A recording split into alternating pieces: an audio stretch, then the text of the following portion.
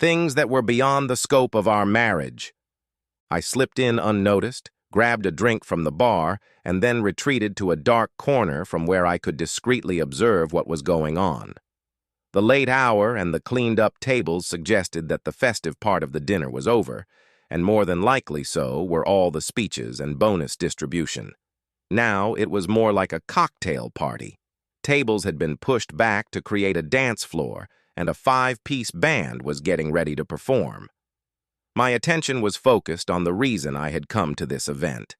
I watched as she moved through the crowd, talking to people and looking out at the world as if she were the lady of the house.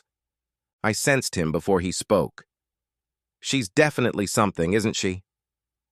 I turned around and saw a short man with a ruddy face standing to my left and slightly behind me. He held out his hand. "Jack Branscombe. I work in the Omaha office." I took his hand, introduced myself, and said, "Do you know her?" Far from as well as I'd like to. I was close once, but intimacy only counts if you manage to hook up, right? I was intrigued by his statement. "You came close? How was it?" "You're new to the company? You don't know who she is?" "I'm just a guest." "Well, little Amy, it's the boss's personal stock, but when he gets in the mood, he shares. The Omaha branch was the poorest producing division of the company. One day, the boss and Amy flew into town. Boss gathered all the salesmen in the office for a meeting and then read us the mass layoff law. Told us to turn things upside down or he'd close the office and we could all go looking for new jobs. And then he said, 'But to give you a little incentive, I'll make it interesting and give a prize to the best salesman. Amy, show the boys what the winner gets.' Amy performed a striptease for the boys that would put a professional dancer to shame, and then the boss said, 'One night with Amy to the highest performing salesperson.' I missed by a lousy $2,000. My sales totaled $1,562,000, but Miller beat me by $1,800. Miller, that's him over there. He said Amy showed him what heaven could be like. 'Hey, there's my regional manager, gotta go suck it up.' And he left me standing there, staring at my wife and wondering if I even knew her. It was Amy's company Christmas party, and I wasn't supposed to be there. I was supposed to be in New York on business, but events moved much faster than expected, and I was able to fly home 2 days earlier than planned. I tried to call Amy to let her know, but her office was closed for the day, and all I heard at home was the answering machine. When the plane landed, I saw that we still had plenty of time to go to the party, have a couple drinks, and then drive Amy home and try to catch up on the week of absence. Now I didn't know if I should even bother coming home at all. The idea that my wife was a corporate cheater seemed ridiculous at first glance, but Jack wasn't the least bit evasive when he made his claims. Amy was executive secretary to Jason Billings, the company's president and CEO, and she did travel with him when he visited distant offices. And she traveled to Omaha 3 times that year. My heart was screaming, "Bullshit!" But my gut was telling me, "Check this out." I sat in my corner, sipped my drink, and watched Miller. Half an hour later, he did what I was waiting for. He set down his glass and headed for the restroom, and I set down my glass and followed him. Fortunately, he was the only one in the restroom when I walked in. I walked over to the urinal next to the one he was by and looked at him. "Miller, right?" He nodded and asked, "Do I know you?" "No. Never met you, but you're my hero." He looked at me strangely, like he thought maybe I was trying to hit on him, and then he said, "Why am I your hero?" "Because you got Amy Beckman. Do you know how many guys in the company would cut off their left arm just to have coffee with her? You spent the whole night with her. I have to tell you, that puts you pretty high on the list of people I'd like to be like." I saw the relief on his face when he realized I wasn't the person trying to pick him up, and he smiled. "Just got lucky with the draw. Jack Branscombe beat me by $10,000 on the last day of the contest. I told all my customers about the contest and the prize, and almost all of them increased their orders by 1,000 or 2, and that was just enough for me to win the jackpot.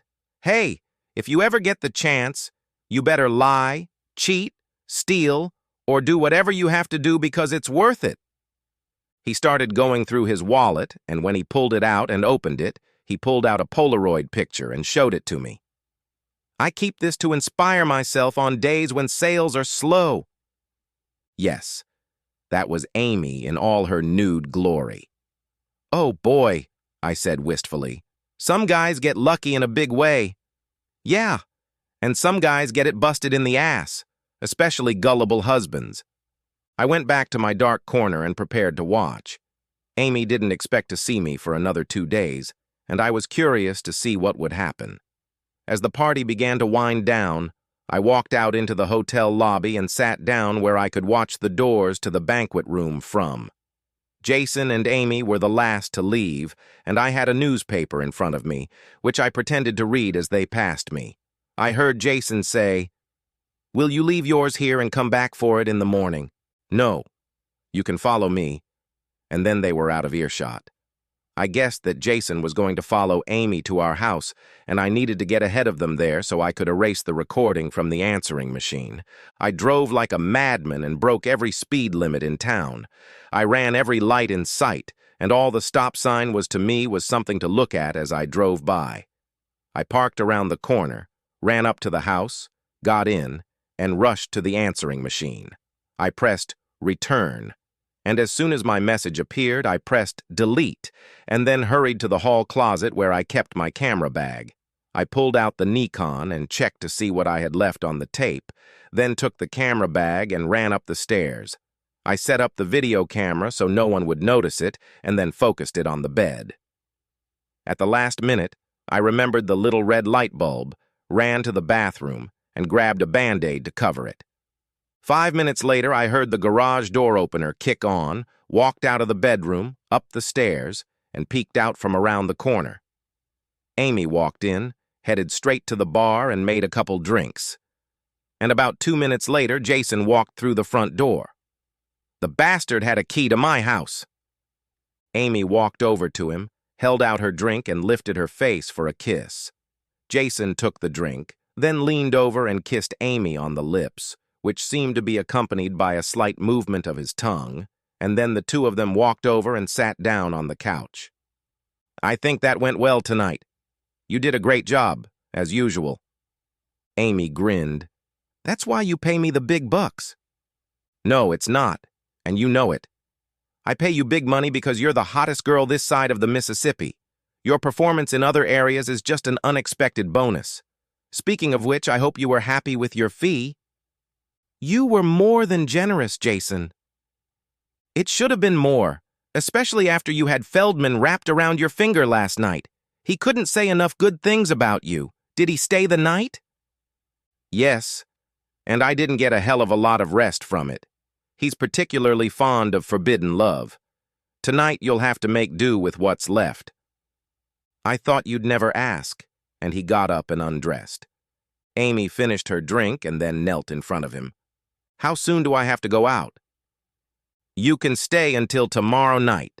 The hubby flies in at 2 o'clock the next day." "Why can't I sleep with you tomorrow night too?" "Because I want to be fresh as a daisy when Mark gets home." "Are you sure he doesn't suspect anything?" "No, honey, he's clueless. He loves me, and in his mind, I can do no wrong." Amy took Jason into the bedroom where the video camera could film them. Stills with sound are much better than stills, but I still needed the Nikon for backup.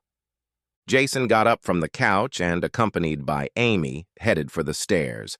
I went back into the bedroom and climbed into the closet, and a few moments later the two of them entered the room. Amy walked right over to the bed and lay down in front of Jason.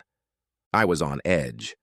I wanted to jump out of the closet and start taking pictures with my Nikon, but I wanted to get as much video as possible. I especially liked the parts where Amy was screaming Jason's name. I had to force myself to stand and watch and listen.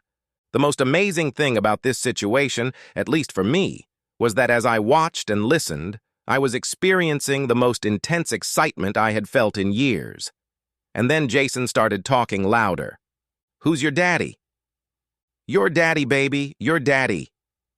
I had heard and seen enough, pushed open the closet door and headed for the bed. I got 5 good shots, before the two realized they weren't alone. All of a sudden, Amy screamed and tried to get out from under Jason, and Jason tried to move away from Amy and get off the bed. I just kept moving around and taking pictures until I ran out of film. Jason ran out of the bedroom and ran down the stairs to where his clothes were lying, and a minute or two later I heard the front door slam. Lying on the bed, Amy was crying and trying to speak at the same time. "What are you doing here?" she asked, more like an accusation than a question. "You're supposed to be in New York." "Yes." "Well, Amy, I guess you just can't count on me for anything." "What are you going to do?" "I'm going to check into a motel tonight, and I'm going to see my lawyer first thing in the morning. After that, I'll step back and look at what's left." "Why are you going to see a lawyer?"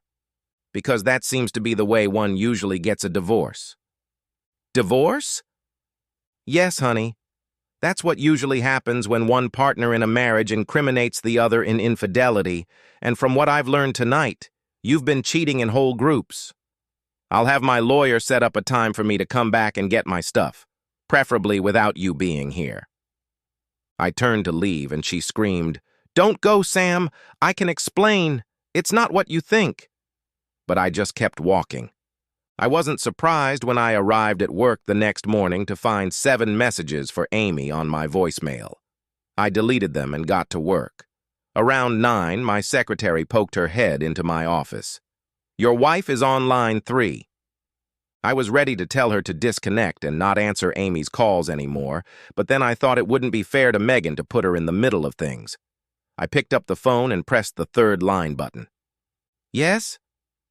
"Come home, Sam. I cried all night. I love you, honey, and I need you here. Amy." "I don't want to be around you at all." "Can we at least get together, sit down and talk?" "I don't see any need, Amy. I heard enough last night just listening to you and Jason. There's no way in the world I can think of anything you could say that would make what I heard inappropriate." "I don't know what you heard, Sam, but I can explain if you just give me a chance." "Okay, Amy. Where and when?" "I don't want to do this in public, Sam. Just come home tonight and we can talk." "I'll agree, Amy, but you should know that I know a lot more than you might think. The first time I catch you in a lie or even a slightly embellished truth, I'll walk away." "Fair enough. I'll be there by 6. I arrived at 6:10 and found Amy sitting at the kitchen table. She had an open bottle of white wine in front of her and 2 filled glasses on the table. "Getting me drunk isn't going to help you, Amy." "I know, but maybe the wine will take the edge off a little." "There's no tension on my part, Amy. Just regret that what I thought was so good is actually rotten through and through." "Please, Sam, give me a chance to explain. It's not what you think." "Let me tell you what I think, Amy. No, let's do it this way. Let me tell you what I know. I know you're a cheater. I know of 3 men you've slept with this year. And from what I've heard, there are probably a lot more. I've seen you make love to Jason. I heard you tell him how much Feldman enjoyed sleeping with you. And a man named Miller was only too happy to show me a nude picture of you and tell me what a wonderful night he spent with you. A prize in a contest. For heaven's sake. You were a contest prize for some fucking Omaha freak. What can you say to make it all go away?" "Okay, Sam, I get the picture. I'm a cheater in round heels, a company punching bag, but there's a reason for all this, and that's what I want to explain. It won't get rid of it or heal my wounds, but I need you to know why I did what I did, even if you won't accept or understand it." "Okay, go ahead, I'm listening." "I'm ambitious, Sam. I want more out of my life, at least in terms of work. I busted my ass to be Jason's secretary, to use that as a springboard, and it worked, at least until last night. I haven't seen or talked to Jason since he left the house last night, so I don't know what my status is right now. Jerry Winters is retiring next month, and Jason was going to give me Jerry's seat. I'd be vice president of sales, and the chances of a favorite taking over as president and CEO when Jason decides to call it a day are slim. So, I did a few things that were outside the scope of our marriage, but so what? I wouldn't be the first woman to hook up on my way to the top. Besides, it didn't cost you anything. You were never home. Your underwear clean, Sam. Didn't you ever get a taste of weirdness while you were out there, traveling, doing business for your company? Yes, Amy. My underwear is clean. I had my chances and lots of them. Women who fidgeted in front of me, like you fidgeted in front of Feldman, but I always said no, Amy. I always said no because I knew I had something better waiting for me at home. But I guess that's not really true, is it? Of course you know that. I love you, Sam. You know that. You have to know that. We couldn't have been together as long as we have been without you knowing. What I did while you were gone didn't change the way I feel about you. Last night it certainly didn't sound like that at all. I could clearly hear you whipping me through your moans while you and Jason were bouncing on the bed. Honey, it was all bullshit. That's all it was, honey. Just bullshit to make Jason feel better. Nothing else, Sam, I swear. It doesn't change anything, Amy. You're still an unfaithful wife and a cheater. What's so damn important about you being vice president or becoming president and CEO? I make more than enough for the two of us. For one thing, you never had to go to work. That's where you're wrong, Sam. I need the financial security that climbing the corporate ladder will give me. So now, on top of everything else, you're saying I'm a bad provider. Oh, you're a great provider now, Sam, but what happens next year or the year after that? You're a heartthrob, Sam, just looking for the time and place for it to happen. Your job and the way you do it will kill you, Sam. You're on the road 3 weeks out of 5, eating bad food, sitting in lounges and drinking in the evenings because you have nothing else to do. When you get home, you spend 10 to 12 hours a day at the office and still bring work home in the evenings and weekends. When you're gone, Sam, and I'll be standing there looking into a coffin, all I'll have left are memories, a share in the house, and $500,000 of life insurance. $500,000 sounds like a lot, but it's not. If I try to keep the house, I would have to spend most of it to pay off the mortgage, or at least lower it enough that I could refinance and get a payment I could afford. Taxes, whatever they are, would take some of that money away, and then I'd have to pay off all our debts because I wouldn't be able to pay them on a secretary's salary. I wouldn't have much left, and I'd still have to work to make ends meet. Well, you're right about one thing, Amy. You're definitely going to need financial security because it's over between us. Maybe there was a chance, a very small chance, that we could have survived your affair. Maybe I could understand and forgive it. But there's no way I can accept what you're doing. If you try to divorce me, Sam, I will fight you every step of the way. I'll hire the best divorce lawyer around and I'll fight it. I love you and I know you love me and I know we can get through this. You're not going to fight me, Amy. Do you know why? Because of your precious safety, that's why. Right now you can go to Jason and say, I'm a free lover. We don't have to hide behind Sam anymore. Who do you want me to drag into bed next? But if you resist me, I'll stomp you and Jason into the dirt. I'll make sure his wife gets copies of all the photos, and when she's done with Jason, you'll be lucky if you have a job at all, let alone a VP position. It's your choice, Amy, and if I were you, I'd think long and hard about it. Now, since I'm here, I'm going to go upstairs and pack some things.